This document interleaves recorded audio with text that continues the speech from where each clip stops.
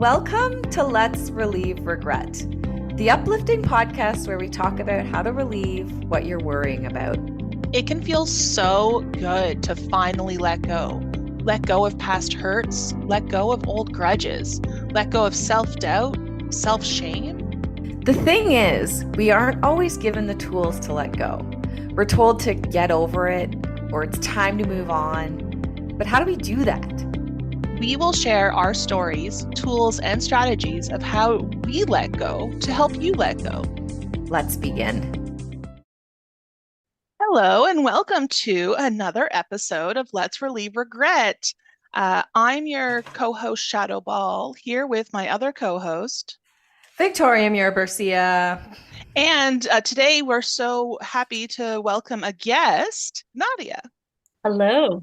I think we're just going to jump right in today because I can't believe it. We're already in season 4 of this podcast. We're so happy that you're here with us along our regret journey. And so on a scale of 1 to 10, Victoria, how are you doing today? Well, I'm going to give myself a 7 today. And here's my reason why. Everybody might hear it in my voice. I'm just recovering from COVID. Again. I had it this time of year last year, like almost a year to the date, actually. But wow, it's been 2 weeks, and today's the first day that I'm actually feeling like I have energy. The fatigue was real. I was having like 3-hour naps, 5-hour naps. Like it was legit. So I'm going to give myself a 7, which I think is a pretty good rating, actually, because I've been more like a 4 or less the past 2 weeks. So I'm going to give myself a 7. Yay. Great. How about you, Shadow? What's yours? On a scale of 1 to 10, I guess I'm, about an 8. Yeah, today has been pretty good so far. And Nadia, do you care to share where you're at a scale of 1 to 10? Sure. I think I'm about an 8 as well. Yeah, I got my hair done, so I think that's Ooh. nice. The rays dealt with the blowout. Yeah, and I think that there's a lot going on, and yet I don't feel as though it's overwhelming me as much as it does on usual days. Nothing like a good blowout. Yeah. Thank you. Once in a while. Once in a while, you got to treat yourself. Do you want to make your blowout, which our listeners can't see, but is beautiful? Do you want to make that your cause of applause? I'd love to hear what you guys have. Yeah. Okay. Shadow, why don't you go first? I am going to go first because it's my birthday. Oh, it's your birthday. Happy birthday. So that's my cause for applause today. So I'm probably a little bit higher than an 8, but I also wanted to kind of like save up the energy for my birthday announcement. Listeners, you're listening to this in January, or actually any time of year, I guess, but we're recording this in mid-December, and we all know how mid-December is everyone's favorite time of year, especially if you have a birthday right in the middle, because it doesn't add any additional chaos or overwhelm or anything like that. My brother is also a December baby. So the December in our house growing up was quite busy, and it's nice. Like I'm going to be going home next week to see my brother and my parents, and that's going to be a lot of fun. But it just, it's so fun to like open my birthday presents like under the Christmas lights. Do you really like it? Do you actually really like it? Yeah, because it kind of like. Here's the other thing. I'm not always the best planner for Christmas presents. So I usually tend to get like a bit of additional funds on my birthday, and then I can use that to buy Christmas presents, which is really nice for me. Interesting. Yeah. Christian's December 14th. So he's 2 days away. And I don't think he minds either. But I know lots of other people, their birthdays are close, and I'm like, oh, it's the worst, because then they don't like feel as special. Because it's kind of like an add-on. It's like, oh, you get one extra gift or something. Sure. But as a kid, maybe I kind of felt like that. But I also had, I don't know, it just made the whole season that much nicer. This is so silly, Nadia. I don't know if we included this in a previous episode, but I've talked about how when you have a December birthday, and I don't know if Christian feels that way, you have to wait the whole year for your birthday. And Victoria corrected me and said, well, everyone waits a whole year for their birthday. But like, something about being in December, it definitely gives the illusion that I've like waited longer, and it like builds up the anticipation for the day. Is it like a pat on the back? Like I did it? Yeah. I'm 2023. I'm more patient than you. I waited the whole year for my birthday. Maybe it's part of that. Yeah. Well, and I'm really excited for next year because I'm such a number nerd where like next year my birthday will be 12/12/24.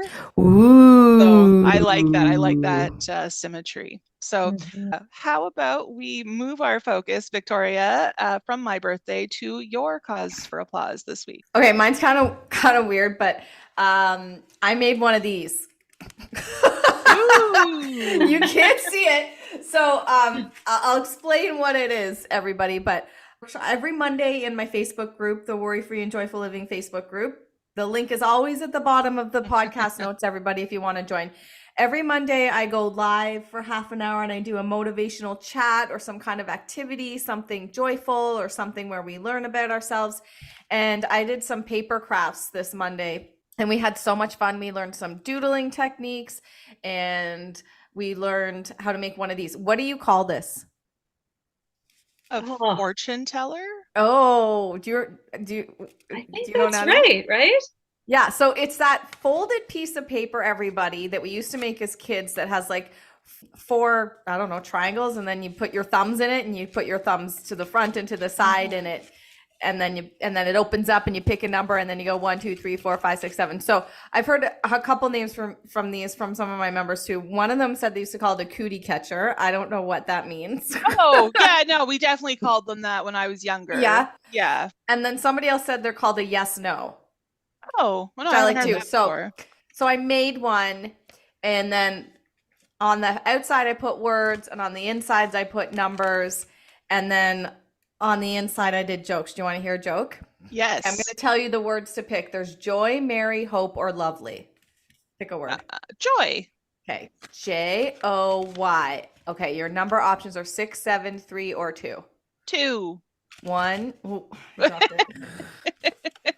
1, 2. Oh, same thing. 6, 7, 3, or 2. 7. Okay. Here's the joke under 7. How much did Santa pay for his sleigh? Oh, I think I know the answer. Nothing. It was on the house. Yeah. Anyways, this is my cause for applause because usually I do like a motivational, like something on Motivational Monday about personal growth or something about how to practice joy. And it's kind of like a speech, but I did this kind of paper folding and doodling workshop and we had so much fun. And when I pulled this thing out, everybody had so much fun and had something to say about it. So that's my cause for applause. And now it's sitting on my desk and it'll just sit there and it'll bring me joy.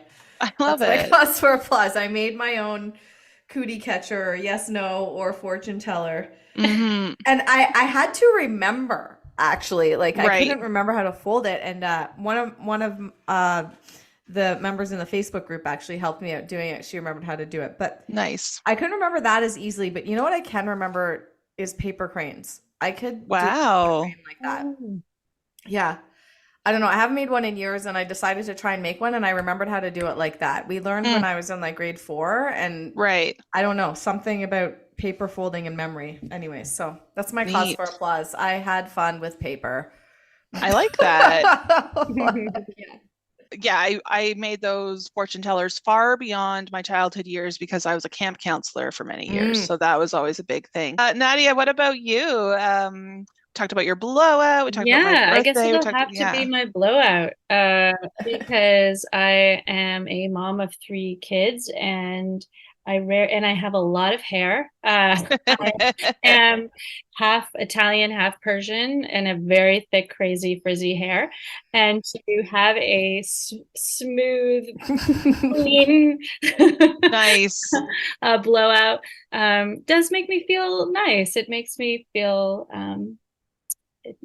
polished and poised, and I like it. Yeah, it's a nice treat. Oh, absolutely. I haven't had a haircut in quite some time. I've been doing it myself since COVID, um, but that's That's okay. impressive. It's fine. It's But fine. I was actually thinking this morning when I woke up that like that's something I used to do on my birthday was get a birthday haircut, Oh, and really? I just kind of let it get away from me this year. Kind of nice serendipity there. When you I- do your yeah, hair on your own, do yeah. you do the thing where you put all the hair in front of your face and then line it up? Is that your technique? My technique is to do 4 braids, Oh, okay. but the front part does get flipped over, but the back part doesn't. Because it's interesting that you brought up thick hair because I have a lot of hair, but the individual strands are very fine. Mm. So they don't hold a style. You can't like even if I get my hair permed, like it comes right out. Like it wants to be a very straight head of hair. My goal is always to look like I didn't cut my hair. Like I just made it more comfortable, more easy to blow dry, more easy to manage, but I don't want someone to be like, "Ooh, you got a haircut," because I don't want it to be obvious. That's been my approach to it. So yeah, I do that about like once a month, just kind of get in there and but yeah, I think the next time I actually go get my haircut, the person's gonna be like, "What is going on back That's like always my fear too, because I've been dyeing it myself and cutting it myself too since COVID. And I'm like, when I go back to hairdresser, they're gonna give me a lecture for sure. Yeah, yeah. Or maybe they'll Well, see it it as a looks good. challenge. Thank you. You're doing a good Um, job. when you were getting your hair done, were you on your own or were your kids like around? Yes, no, I was on my Nice. own. And because I have a lot of hair, it takes a long time, Yeah. especially the blow dry. Yeah, yeah, yeah. And so it's something I can't manage. I have to say that I'm going to be there for 2.5 hours, Yeah, and nice. that's all there is to Seriously. say about that. Yeah, definitely. That's beautiful. I love the sensation of having someone else shampoo my hair. It's Mm, just it so is nice. relaxing. Like, yeah. Yeah. Yeah, So no, I that's agree. nice. I'm so glad. Like that's such a nice cause for applause. Thank So yeah, I'll just explain to our listeners that we do the cause for applause just to kind of, get us back into the present, get us enjoying the daily moments, but it's not meant to be like a toxic, oh, we always have to be happy, we always have to be positive. And I'm sharing that because I've adapted this practice into all of my meetings. So any of my one-on-one meetings, whether it's with clients or friends, I might not straight up come out and say, hey, what's your cause for applause? But I do try to sneak that into the first few minutes of any interaction I have. How do you sneak it in? Oh, hey, can you like what's good in your life right now? Or like, because Mm. usually it's just like a hey, how are you? And then, and like for some of my friends and people who listen to the podcast will know, I will just come out and say, and what's your cause for applause? And they'll be like, oh shit, no, I didn't think of one. you. I've learned this from Victoria, and I really appreciate the effect it's having in my life. Yay, that's another cause for applause. Yeah, nice. Well, and then one more is that we do have our guest here. Nadia is a writer and former news producer of Afghan and Italian heritage. Her work has been published in a variety of magazines and illuminated on buildings in New York City. How cool. She is currently working on a novel and on her Sicilian's family fascist past. Wow. She also runs a community writing studio and newsletter on how creativity changes us called The Dormer Window. Welcome, Nadia, to the show. Thank you so much for having me. Yeah, and I think I just messed it up again. It's Nadia, not Nadia. Nadia. Yeah. Nadia. Okay. Yeah. Nadia. Yeah, Either way, I'm not I sensitive. know. I am like that with my name because like people will say it's Shadow or Shadow, and I'm just like, yeah, whatever. But at the same time, I know that I'm trying to be a little bit more cognizant of that in my day-to-day life. So Nadia, welcome. We're so happy to have you here. First, we're going to hear a regret from Victoria, and then we'll do a bit of feedback, and then we'll hear from you, and we'll see where we are by the end of the show. Again, thank you for being here. And Victoria, I'm going to throw it over to you. Do you have anything you want to share before you get into the regret today? like set the stage, maybe a little bit of preamble? This kind of connects to one that we talked about before, but I'm kind of reframing it I'm reframing it slightly, I think. Okay. So I can't remember what episode it was. We talked about social connections versus emotional connections and recognizing that not all friendships have to be these deep friendships or have these expectations. Some friendships are just social ones and they're just friends you have fun with, or some friends are just the friends that you do that one activity with, like your painting friends or your whatever. So it kind of connects into that. So when we do feedback, it kind of connects into that, but I guess I'm going to call this a habit maybe, or behavior that I'm not sure I want to let go of it, but I want to kind of process it maybe, or maybe understand it a bit more. And this is, for me, finding the balance between standing up for myself and forgiving others. So to some, it might look like I'm holding a grudge or that I'm stubborn. And I'm still exploring that, or I'm exploring if I'm holding the grudges or if I people please to the point with certain friendships or relationships, to the point that I get hurt because I'm people pleasing so much, and then I get upset, and then I put a hard barrier up.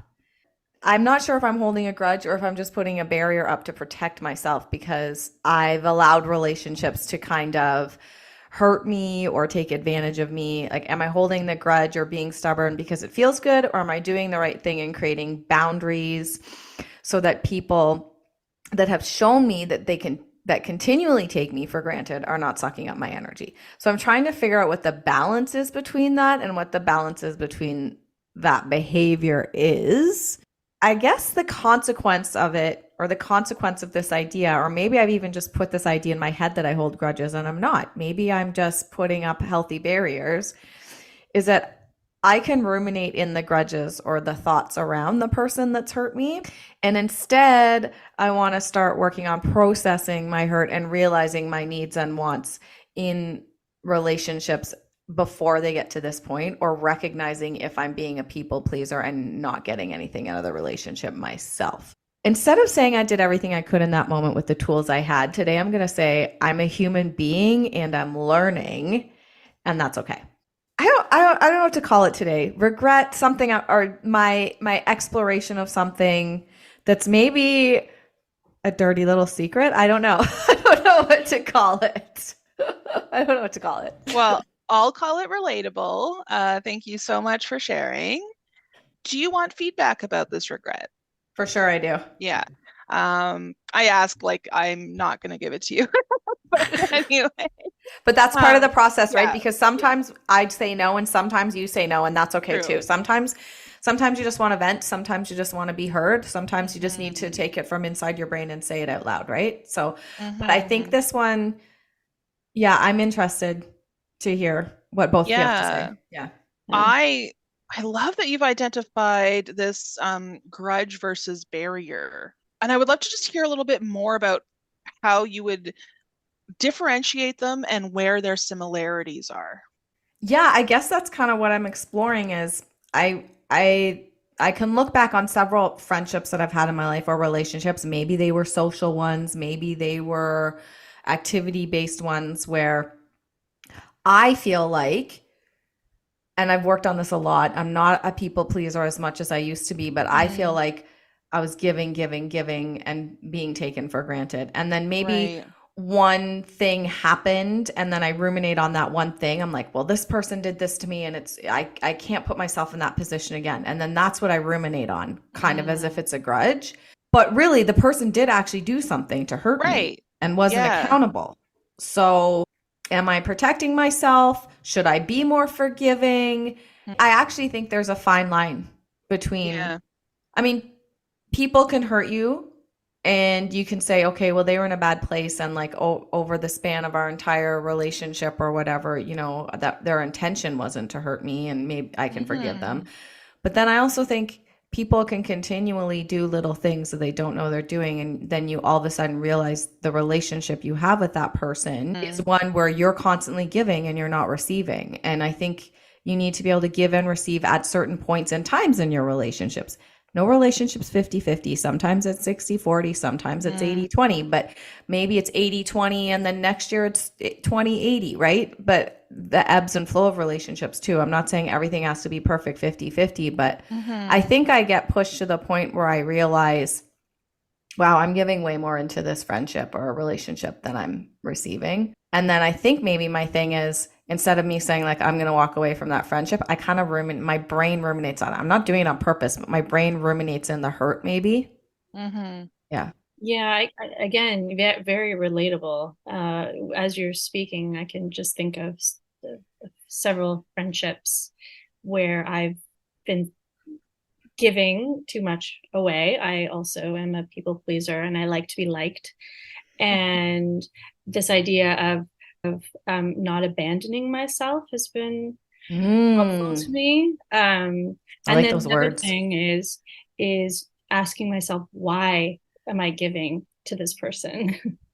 Because then I know for me, it's often because I get a sense of self-worth from doing something for this person. And then it triggers this idea of I'm abandoning myself. I'm giving them the power. And so I can understand then, because I've been there too, where suddenly I get angry or resentful and get stuck in those negative emotions because suddenly I'm thinking, oh, I've given them the power and I feel powerless. And then it becomes this act, an aggressive act, versus, through the course of your relationship, kind of lightly treading the waters of, okay, why am I doing this? Maybe I don't need to go all out and expect this from these people. Maybe I need to do something for myself instead, or somebody else. I guess the question too becomes like, we have relationships with certain people for certain reasons as well. Because I can think of a toxic relationship with a mom of my son.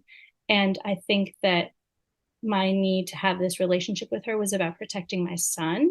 And then I had to just say, it's okay for me not to have a relationship with this person. Right. I don't know if that's... No, I'm right? Totally, you're saying it almost better than I am. Like, it gets to a point where there's almost an aggression. Yeah. And that's when I get to the ruminating thing. And I will acknowledge I'm a lot better. Like, are quite a few friendships that I've kind of like stepped away from. And it's about like feeling powerless in the relationship too. And then a fear of getting hurt again because I have no power in that relationship because I gave all my power away. And relationships shouldn't feel like a power struggle either. And when you start questioning that in a friendship, is it a friendship? Right. No, I want to say no. It's a codependency situation, right? Where Yeah. suddenly you're saying, okay, now I need this person to want me and I need to fuel that, because that again gives me a sense of self-worth. My identity against this person is important, and just shedding all of that. And so that's where this idea of boundaries is so helpful, and it's such a great word, instead of holding a grudge or pushing somebody away. I think holding a boundary makes you, for me at least, consider, oh, I need to protect myself. And there's this idea of having a power circle that a friend of mine, she's an artist, told me, who's in your power circle? And I found that so powerful because I thought, oh, that person is not in my power circle. So why am I? So just forcing me to think through, who would I put in my power circle? Is that power circle like people that will empower you and support you, or that's who you put in your power circle? Okay. Yeah. Okay. Power me up. Yeah. Power me up. Okay. Because there are always going to be people that pull you down and take energy from you. But then to your point, is this really a friend? And maybe the word friend is so loaded. So yeah, you just think, okay, this person, as you said, sometimes they come in and out, and also accepting that they come in and out of your life at different times. Right now, we're just at different junctures of our life. And this person is just, we're on different journeys and we're not meeting. But I can hope that we will later on when we're at a different point in our life. And maybe they need to do some growing. I need to do some growing. I know I've experienced that as well. So everything that you're saying is very relatable. Yeah, like I like you're saying too, it's not black and white. And I think maybe that's where the idea of grudges come from, where I think like I need to put up a barrier. This person's been hurting me or taking advantage of me or whatever it is. And then I'm like, that means I'm never going to talk to them ever again. But people change, right? But then I also get scared and I think, well, they're also never going to talk to me ever again. And they must hate me. And and this happens to me in the wintertime. Like I'm a totally different person in the winter than I am in the summer. Like I'm so much more confident in the summer. And this is part of the seasonal affective disorder that I have, is I go to this like super lack of confidence in the winter, right? Nobody likes me. Everybody hates me, going to the garden to eat worms, right? Like I just like, and so that plays into it too. And I guess that's kind of why this regret came up to me, because we're in the darkness now, and I'm noticing I'm feeling this way. I'm thinking about grudges or past relationships or barriers, and I'm questioning, am I a bad person for putting that barrier up for myself? Does the other person on the other side of this like hate me or have a grudge against me too? Or is it possible that we could ever come back together again? Or but my brain goes to a very black and white place, and I lose confidence in myself. And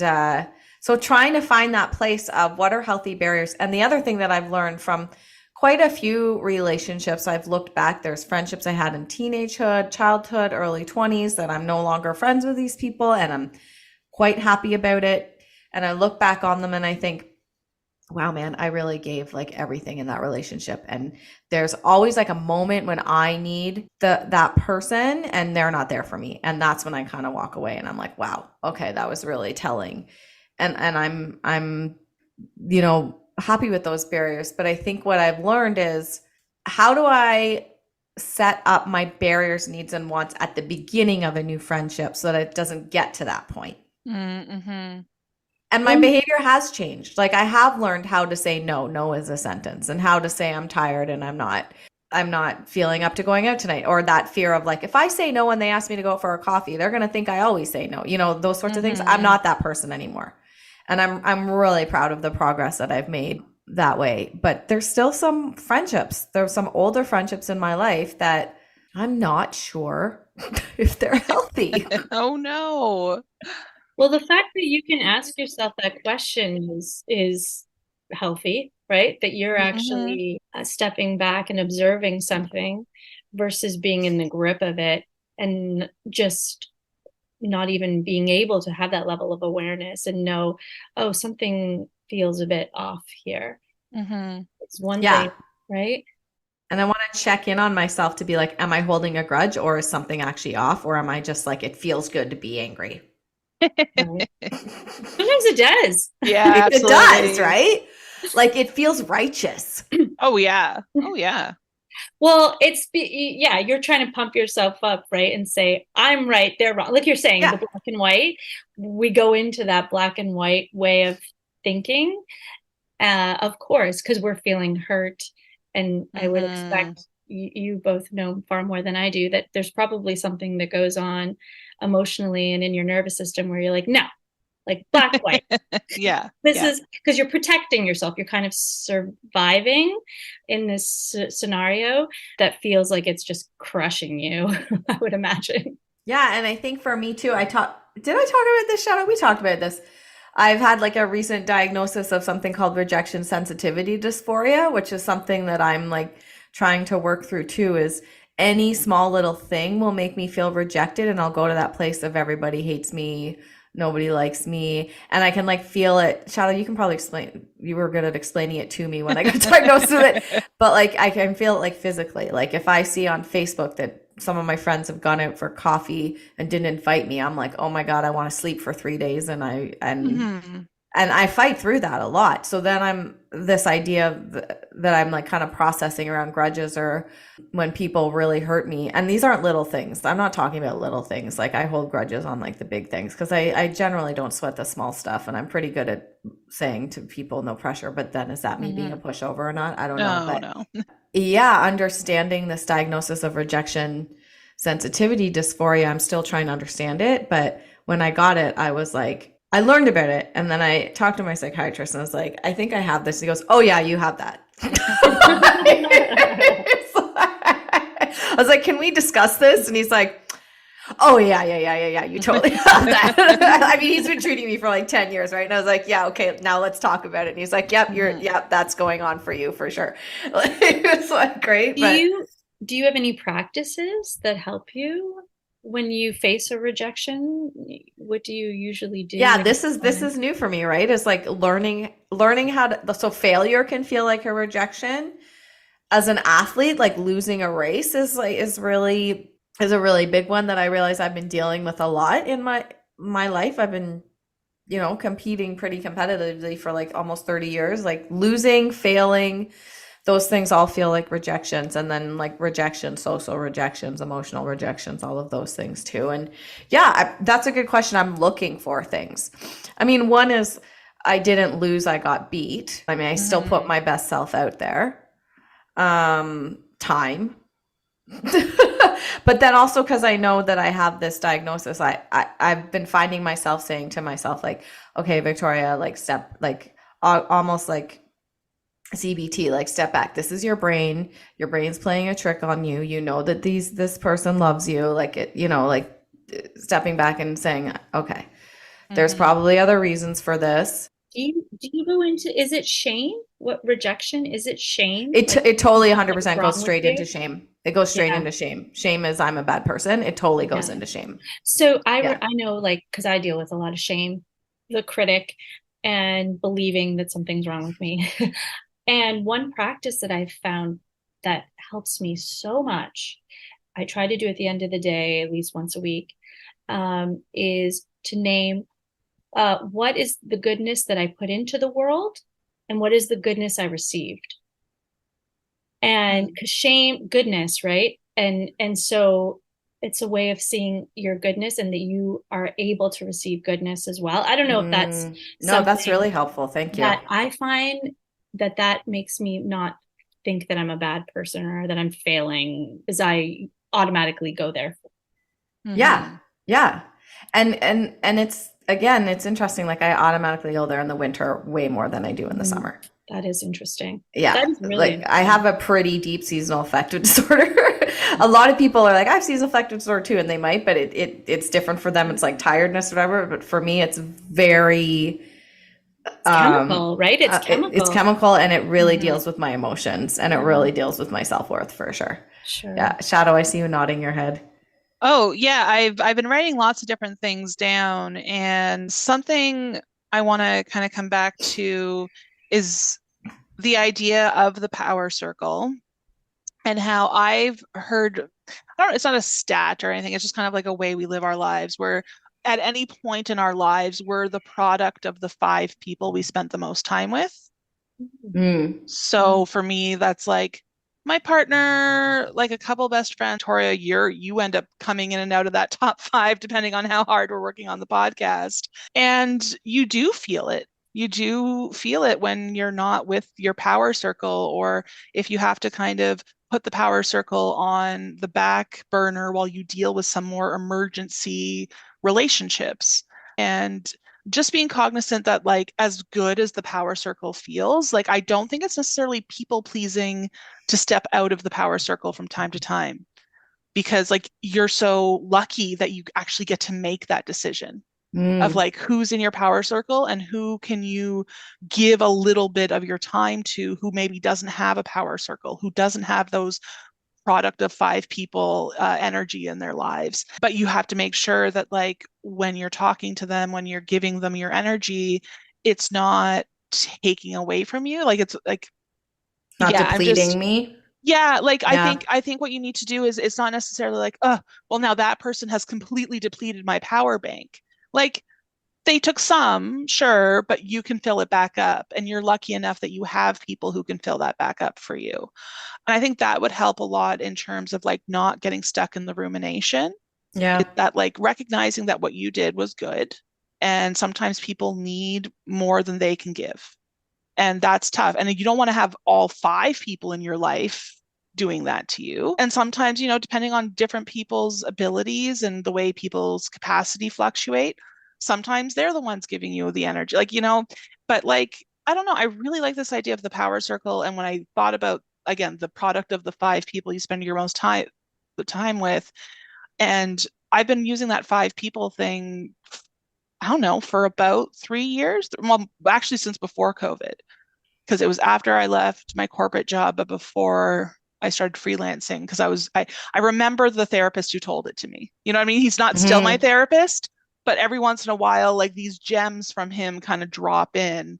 And this was one of them, was like the 5 people you spend the most time with will dictate your mood, energy, behavior, etc.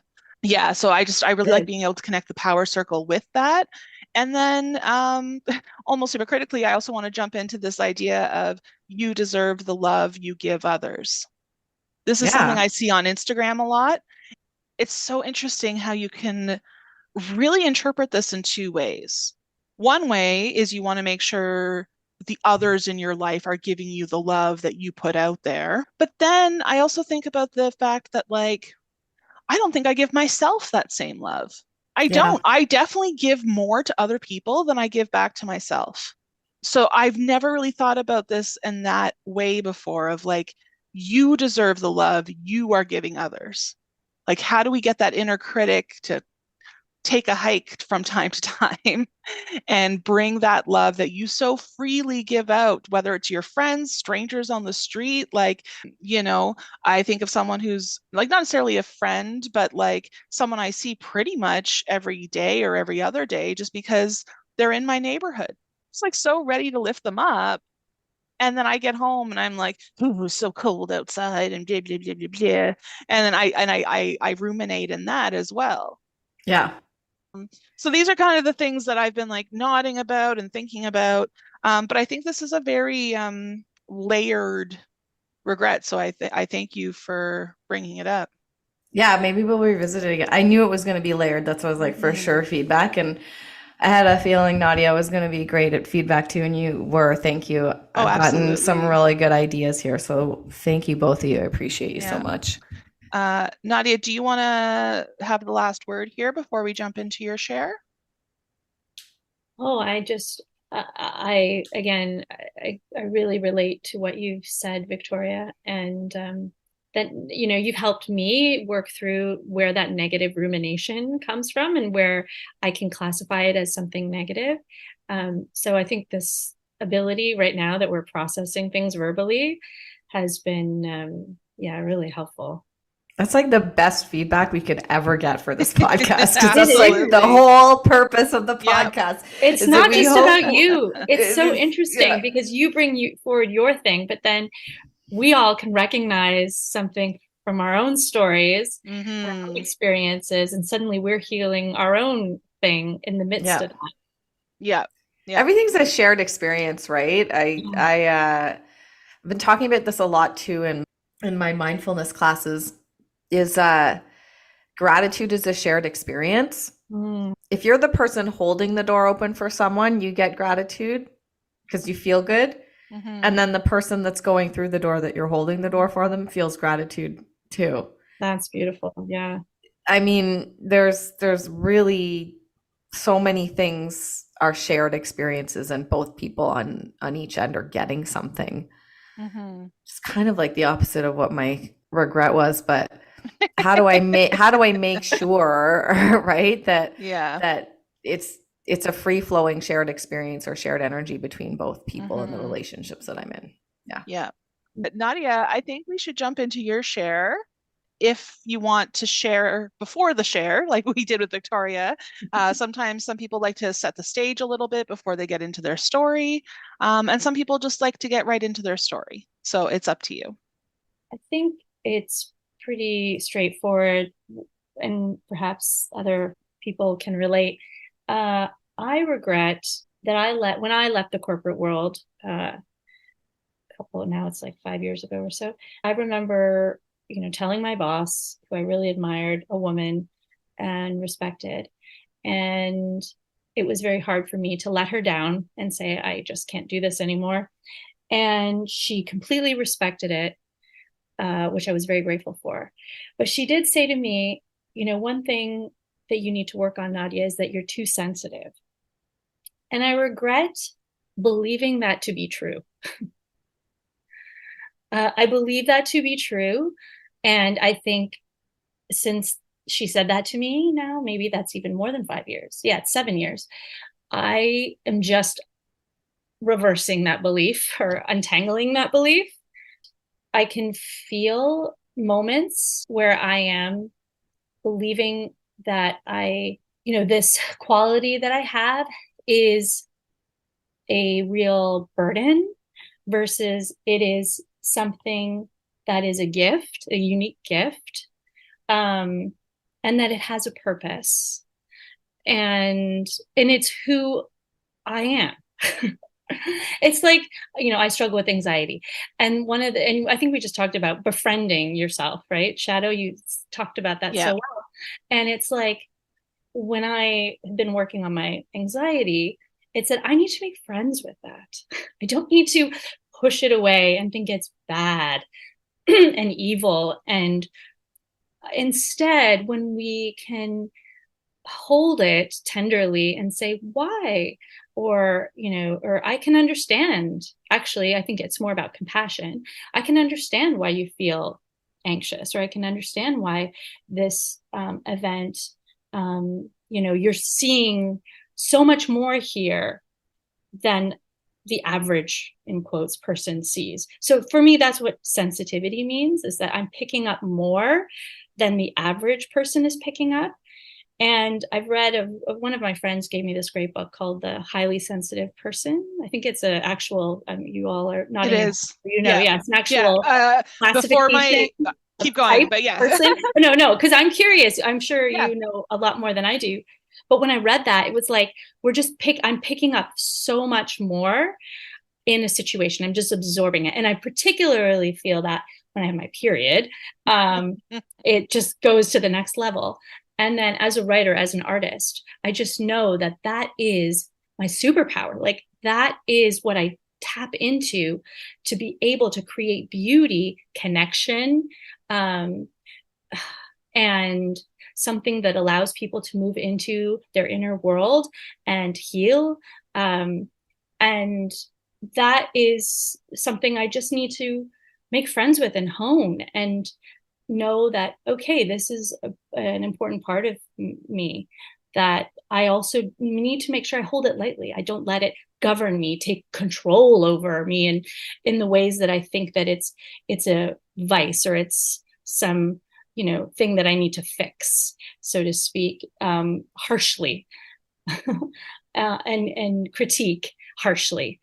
I'm in the second half of life. I'm 40, in my early 40s, and have accrued enough experiences that make me understand, my sensitivity can help my family, my relationships, can help myself. And provided that I, gaze on it with love and tenderness, and not see it in this compulsive way. And so, but I am, to be honest, like, I'm still wrapping my head around this, and still trying to manage, not absorbing too much. Because I can, there's things we can say about something on a conscious level, and obviously I've spoken to Victoria a bit about this. Then on a subconscious level, there's still the work that has to be done, where the absorbing too much becomes too much. That I regret that I believed for so long that this was a problem. Would you like feedback today? Or yes, please. Okay, wonderful. I'm going to jump right in, because I literally have a performance plan from when I was in corporate, where the comment in my actual performance plan was, needs to work on her tofu. What's tofu? And it was the idea that when I walked into an environment, I could suck up all the negative energy. I would walk into a room and make everyone feel better, and just like take on, because I was so sensitive. And again, it was one of these things where I thought I had to overcome this. I had to constantly like make lots of jokes, be really tough and rumble. Like I'm originally from Northern Ontario. Being sensitive is definitely something that's made fun of there. Like it's not very welcomed. And when I go home, like even the anticipation of going home, I start to feel like I have to bring my walls back up because, oh, yep, they're going to make fun of my sensitivity again. And it's only through like, yes, leaving corporate world and kind of being on my own with my partner and learning about sensitivity that like it is absolutely a gift. It's an exhausting gift. And it turns out I'm a lot more introverted than I thought back when I first entered the corporate environment. And it's because I do have just such a strong desire to make things chill, to make things like, like, yes, let me take your hurt. It doesn't matter. Like it just tell me what's going on. So it's just funny that like someone would actually tell you on your way out of what I presume was a very challenging role that, oh, you're too sensitive. And like, I don't know. I don't know if that's someone who's, jealous in a way because they wish they were more sensitive. I also think culture's changing slightly. There was I think even 10 years ago, 5 years ago, prior to COVID, there was and maybe it's coming back, I'm not sure. But like this strength in like not being vulnerable ever. Don't show your cards. Don't do this. Don't do that. And it just never really worked for me. And it's why I got in trouble a lot or like at work, like, because again, it was this, and yeah, it was like one of those things where once I was told that I absorbed too much, I just started, just whenever someone came to me to complain or needed someone to vent to, I started kind of like pushing them out. But then I was unhappy because that did make me happy. Like, was that, but it did mean that like I would have to take extra sick days because I knew I was walking into an environment that was going to like pull that out of me. I find it fascinating that we still don't see sensitive. Well, and maybe it's changing. I'm not sure. But yeah, I am so thankful that you shared this because being too sensitive is something I've struggled with as well. And believing that that was a fault and not seeing it as a gift and not seeing it as, again, if I'm only interacting with my power circle, then that's not a problem. But when I step outside of that power circle and those people are like, oh, here she comes again, too sensitive McGee, like, I have to kind of change my personality. So yeah, not necessarily feedback, just a lot of like, I so hear what you're saying because it just rings true for me in so many ways. Well, and I'm curious because this idea of somebody had told me, so if you're having a lot of input, like a lot of inputs are coming in, what are your outputs? Right. So yeah, for you, like, do you find you need a lot of outputs? Like, does that help you balance out? It's fascinating that you mentioned that. Back when I was doing corporate work, I had so many hobbies. I had clown classes on Monday. I had improv comedy on Wednesdays. I had burlesque dancing on the weekend. Constant friend dinners and constant this, constant that. And then this past weekend, it was my birthday weekend. Like today's my actual birthday. But then when it was like, oh, we're going to have a party. And I was like, ooh, no, thanks. It's like I've really eliminated that part of my life because now that I don't have as many inputs, I do have a lot fewer outputs. And I was guilting myself for not keeping up with certain hobbies and it being because like a memory came up of my 30th birthday and we did have a party and it was a surprise party and there's people from my improv class there and there's people from this social group and that social group and it was an amazing 30th birthday. Not what I would like now. Not at all what I would like now. So I like this idea where before it was a lot of input output and now that I've reduced a lot of the inputs, that strong need for creative hobbies. I still have some creative hobbies, but it's not like a physical, visceral, like I need to do these things. It's more of about enjoying them now. So that's a really great question. Thank you for that. I'm going to jump in and say I relate to everything both of you just said. Nice. So this idea of like the highly sensitive person or the sensitive person, we're just starting to understand it now. And I like can look back to my childhood and be like, I had a heat flash at like 9 years old. And I'm like, oh, it's probably because at the dinner table, there was tension at the dinner table. And like, I remember like my step grandma being like, what's wrong with you? Why are you hot? Like, you know, and I was just like making fun of me. She's like, you're in menopause or whatever. Right. And I look back now and I'm like, oh, I know what was happening. I was reacting. And I've always been, I can read the energies well. So I think all three of us here can say on the call that we're like sensitive person. But I want to go back to your boss saying that to you, and you too, Shadow. When I was in corporate, luckily I never had that. I think I just masked it really well by being an overachiever and what you're saying, doing so many things, so many outputs. But I just want to take a second to like recognize and validate that you're allowed to be hurt by that, and that is part of the stigma that we're all fighting against right now, and we need to talk about it. And I had a story that I told in a past episode about a coach saying your job today is not to be bitchy, right? So it's kind of a similar thing. I just want to acknowledge that person should never have said that to you. Same for you, Shadow. It never should have been written down. It never should have been said to you. It is absolutely wrong.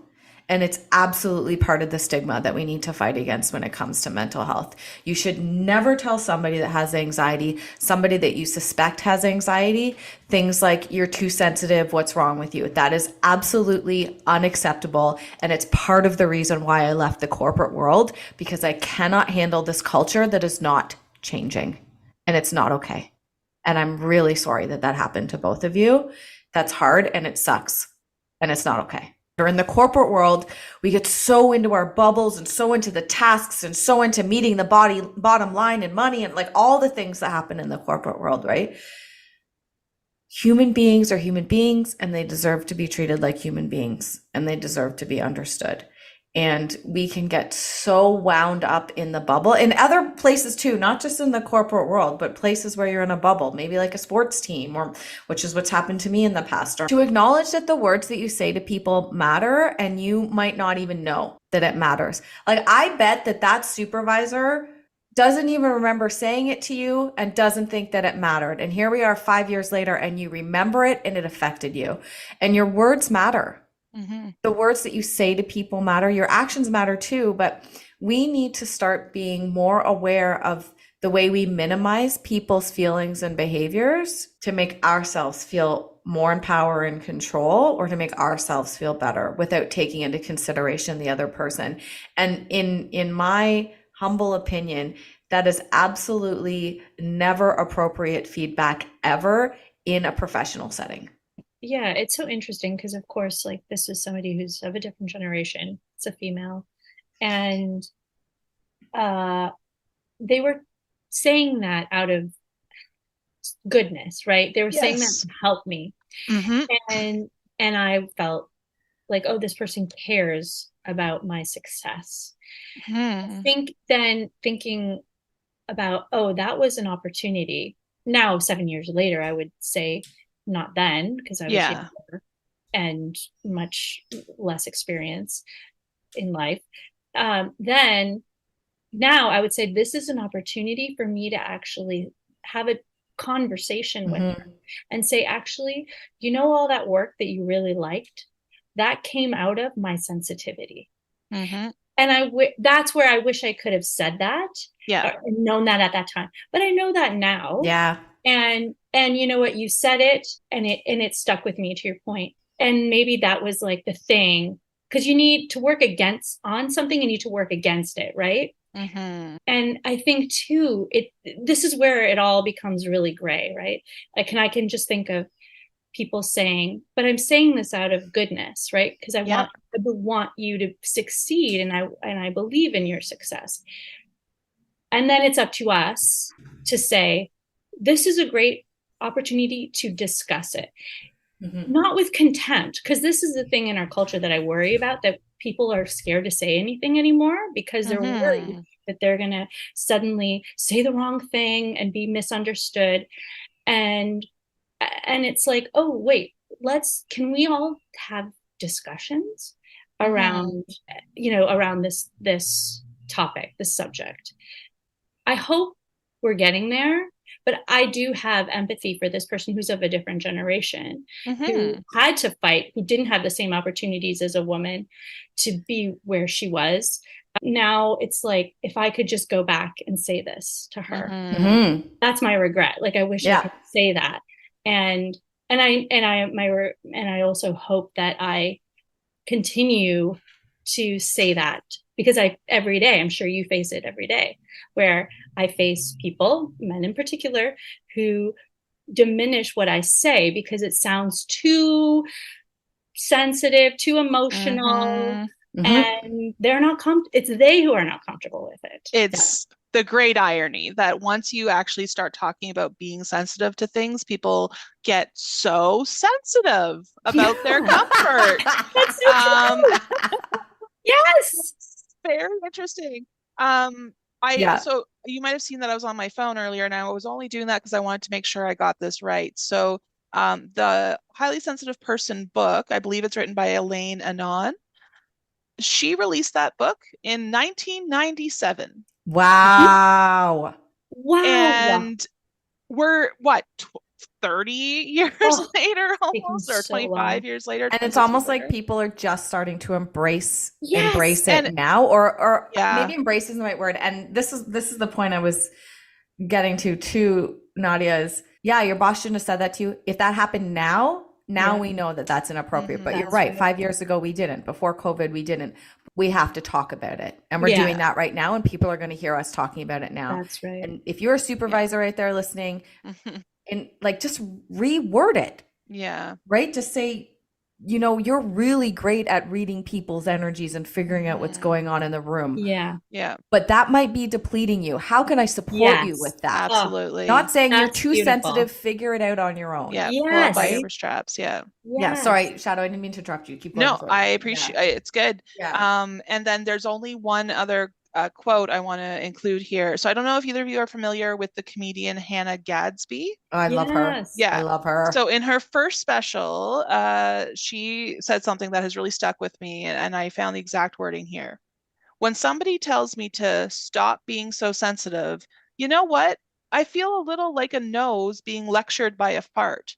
I'm not the problem. So good. Yeah. It's true.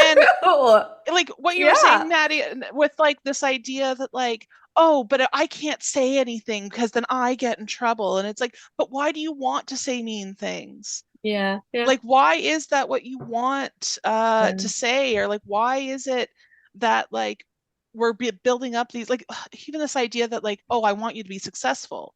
But like, I want you to be successful in this toxic environment that doesn't recognize your sensitivity.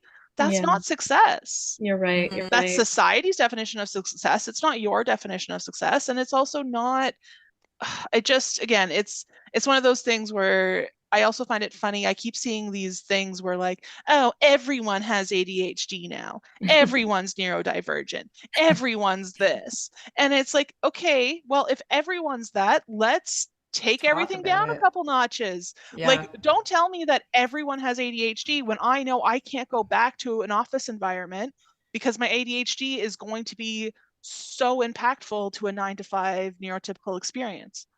Like, you can't just say, well, everyone has it these days, because society is still a very stiff box. So maybe it's just that the people that are being diagnosed with it, and there is more diagnosis because we're aware of it now, are speaking about it more because we want to be heard. I speak about my anxiety more. I speak about rejection sensitivity dysphoria, which is this or sensitivity, which is this new thing, this new, right? Like, we're speaking about it more. So it's not that everybody has it more. It's that we don't want to be stigmatized anymore. And we want a functioning human being in society with these things. Well, and like you're saying, the way we talk about it, like to your point, Victoria, that was such a good point around how she could have spoken to me about this subject that she was worried about for me. And I'm sure we all feel this, that some people have like, I think language is really changing. I think we're in a moment where language is, I find it hard to catch up with the language because it is shifting and changing. And what this meant something one day and now it means this another day. That's And true. it's hard to keep up. And so what's exciting about that is that, there's just so much more room and opportunities to speak about things. There wasn't 5 years ago. And now it's our job, all of us, as you're saying, to if we can begin speaking differently about things, that's contagious. Then other people, you're giving people permission, and it's a very different way of connecting, getting the best out of another person. The power of language, I know, Victoria, you work a lot about with that, is just wild to me. It's just wild to me. And I continuously am like amazed further and further you go with how language impacts us and how we can play with it, actually. Yeah, we can flip it. We can play with it. Again, back to the power of language. You remember that she said, your problem is you're too sensitive, right? Like you still remember the too sensitive. And right. And so that's the power of language, the subconscious brain. We can use it for good and we can use it to create limiting belief patterns and self-doubt patterns and those sorts of things too. And like you were saying, that we need to start tapping into using the power of language for good, to reprogram those beliefs in our brain, to speak out loud. That's why Shadow and I have this podcast, to use your language and speak out loud, because it just feels good to say it out loud sometimes. This thing happened to me, or I did this thing and I'm sorry for doing this thing or whatever, but to speak it out loud and this is how I'm feeling. We get it out of our head and put it out into the outside world just by speaking it. We need to be aware of how we're talking to each other as human beings. I think back to, like, to just, put this onus back on myself. I think back to when I first moved to the city, I would tell people like, well, if I'm mean to you, that's how you know I really like you. Like I only tease the people I really like. If I've only ever been nice to you, I'm being fake. Like, and this weird, like, almost badge of honor I would carry about like, oh, guess what? I can be mean to you. And that means like, I like you more than the average person. Was it like, I tell it like it is kind of thing? It was a bit of that. And it was a bit of like, oh, I'm comfortable around you to like tease you kind of thing. And also I grew up where that was love. So like that to me, and not just like a weird, like, I'm making this up, that's how I perceived things. No, like people would literally say like, if I'm mean to you, it's because I love you. Like I'm preparing you for the world. You need to be able to like give it back to people if they give it to you kind of thing. And I didn't realize like, oh, but I could choose people in my life that don't give it, like, who don't lob those kind of comments. So in that way, I don't have to have my tennis racket ready. Right. And like it's just such a different way of living that like, I don't think my younger self would have understood or appreciated if not for my own kind of therapeutic journey. So it's almost like you have to do it wrong to know, right? That this is not serving you.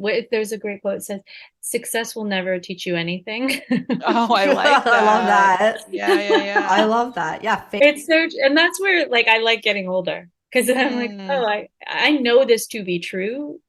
Your point, Shadow, like, I'm doing this, so you can't even preempt it. So don't beat yourself up for not doing it perfectly. Well, I love that. Yeah, and like I'm now prepared to spend time with people who I know are not sensitive and are not sensitive to my sensitivity, and they have to go on their own journey.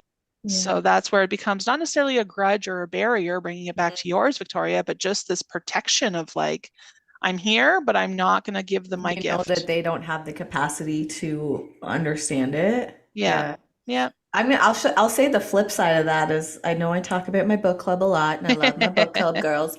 Yeah, we all have different, some of us are sensitive, some of us aren't. Like, we're a good mix of human beings. But again, I think the thing that works so well in kind of our group of friends is communication.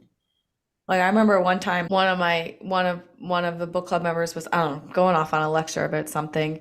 I think it was the monarchy and how much she didn't like the monarchy, and like I'm like questioning the monarchy now too, but I'm 8th generation Canadian. I'm a royal Stuart. Like my great aunt was like royalty.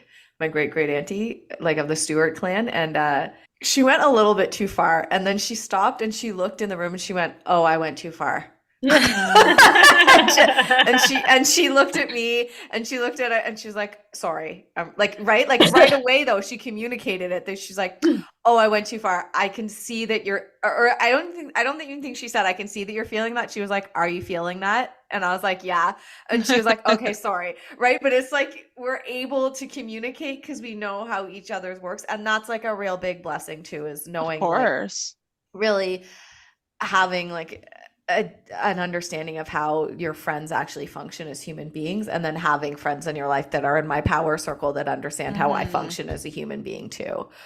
And the same person, when I was going through like anxiety, like I remember once we were like, right when I was at my breakdown, one meeting, we were like talking too much about admin. We're like, who's hosting the next one? And how are we choosing the book? And she looked at me and could see I was about to have an anxiety attack. And she's like, "Are you okay? Go to the bathroom." Right. She was like, "Just get out of this room and I'll make sure we're done by the time you come back from the bathroom." Right.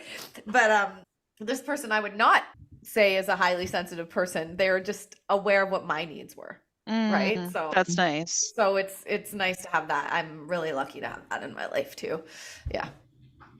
Okay, great. Well, we're coming up on just about 90 minutes here, everyone.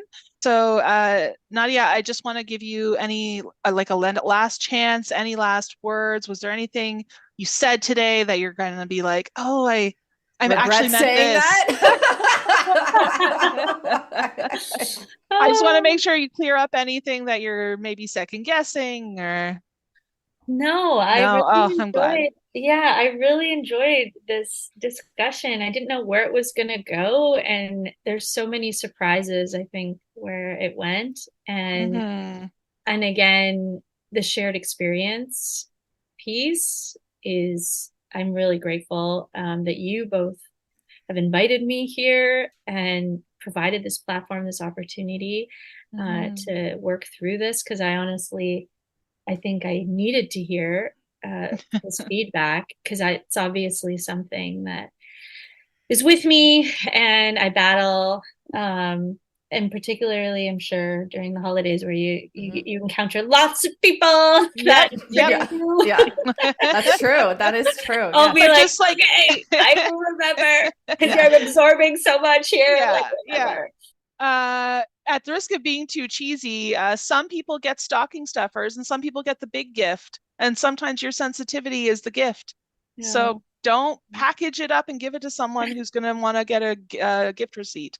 Yes. So. That's true too. Bring them your your little sympathy, not your full-blown sensitivity. Well, and I just wanted, actually, you're making me think of one last point that I wanted to great. I think I didn't get there, was that there is this thing I'm sure you guys know about, like feminine energy and masculine energy. Right. And that's another thing that has brought me to kind of having a conversation with myself about my sensitivity. And everybody, no matter their gender, right, has female and male energy. And defining male energy is needing to have control over your environment, and it's very action oriented energy, and it's not bad. It's like a piece of you that helps you in nature. And then there's the feminine energy, which is this all-seeing energy, and that you don't need to act, that you're just observing and seeing it all.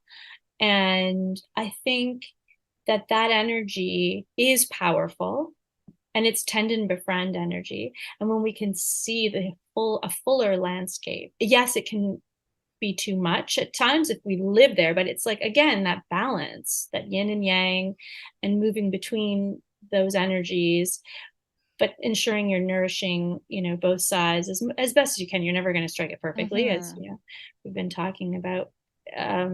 And so I think that's one piece of it. The sensitivity thing is around that feminine energy, and just like giving it some room and space, and we all need it. And I'm sure we all also feel, when we are sensitive and we come to another person and make them feel like they are safe to feel seen and and they're feeling seen. Like I told certain men that I was very intimidated by, like, oh, are you okay? Because you don't seem okay. And nobody else. And they're like, oh, thank you for saying that. So that's that idea of feminine energy and sensitivity. Because people, I think that is a gift, and people really appreciate that. And it's powerful. So that's my final point. I really like that. And I have a bunch of tangents off that, but I'm going to just hold them for now. Sorry. And I know I will definitely follow up with you in a separate conversation.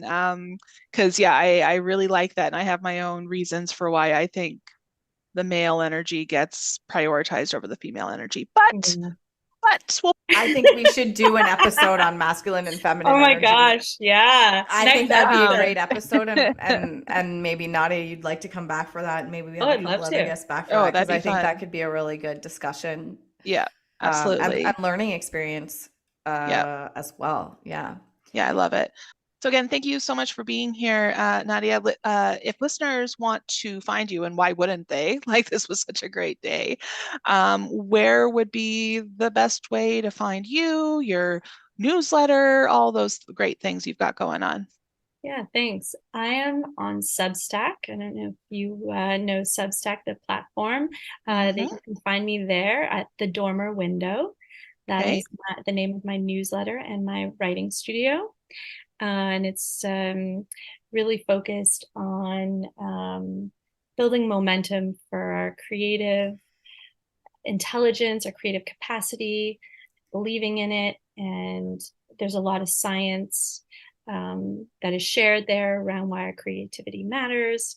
There's some great discussions there as well. The other place is on Instagram, Nadia Shahbaz _writer. You can find me there as well. So my name, Nadia. Yep. SHAHB for boy, AZ _writer. Love it. So there's an extra H in there, and it's one word, Nadia Shahbaz _writer. Beautiful. And definitely, when you find her there, definitely sign up for the Substack. I signed up as soon as Victoria let me know you were coming on the podcast, and I feel like I've already gotten some nice little glimmers from your content. And actually, just before we get into the three breaths, can you tell me why the Dormer Window? I don't. I just think that there is a part of us that reminds me of that little space up at the top of the window of the house, that little window. It's really cozy and elevated. It's at that different level. And I think it's really special and unique space. And I just imagine, that part of us, giving some room and space to that part of us. And so that's it kind of looks like an eye, and it's special. It feels special. And I think we need to honor ourselves and giving ourselves time and space to be in that little cozy, elevated space. Great. That I didn't know that's what that window was called. So I just learned two things here. So yeah, I can completely picture what you're talking about, and what a beautiful concept to apply to our lives.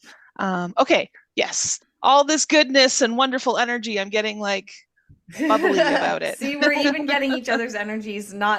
We're all on Zoom, but you still, when you're a sensitive person, you still get energy, right? From hearing tones of voices, seeing faces, those sorts of things. And so I want to thank you, Nadia. I was so excited to have you on. Nadia and I've connected in other ways, and this was great. Just thank you so much. This was really great. Really, really great. Shall we do our three breaths, everyone? Yes, please. Okay, come on to the front edge of your seat, everybody. If it's safe to do so, if you're driving, just participate in the breaths and still have your eyes open. If it's safe to close your eyes, close your eyes. I just want you to feel your feet on the floor. Feel your points of contact with the earth. That's gravity holding you onto the face of the planet. And know that the earth is always supporting you. It's always holding you in the palm of its hand. And that you matter just by being a human being on the face of the planet. Just sink into those points of contact. And I want you to shrug your shoulders up and down and take a big breath in. And as you exhale, say, release, release, release, release. Release, release, release, release. Releasing any tension, sinking into your connection to the earth. And on this next breath, recognize that the only thing that matters in this moment right now is breathing. Breathing is what keeps you alive, and that's the only thing you need. Taking a big breath in, big breath out. I have everything I need in this moment because I have breath. And on this last breath, taking a big breath in, big breath out. Relieving yourself of any regrets, saying to yourself, I've done everything I can do today, and that's okay. Thank you so much for joining us, everybody. And we will see you in the next one. Thanks to our guests. Thanks to my amazing co-host, Shadow. And we look forward to the next time. Okay. Bye. Okay, bye. Bye. This episode of Let's Relieve Regret was produced by Shadow Ball and Victoria Muir-Bercia. We are an independent podcast supported by you, our listeners. You can become a supporter by donating $3, $5, or even $8 per month at www.letsrelieveregretpodcast.buzzsprout.com and click on the support button. You can find the link in the show notes. Our goal is to empower as many women as possible to overcome the shame and guilt that accompanies regret. If this podcast helped you have an aha moment, help us spread the word. It's free for you, and it means the world to us. Please follow us on Instagram at relieve.regret. Tell 2 friends. Or leave a 5-star review on Spotify or Apple Podcasts. Find all this information and more in the show notes. Okay, Bye. Bye.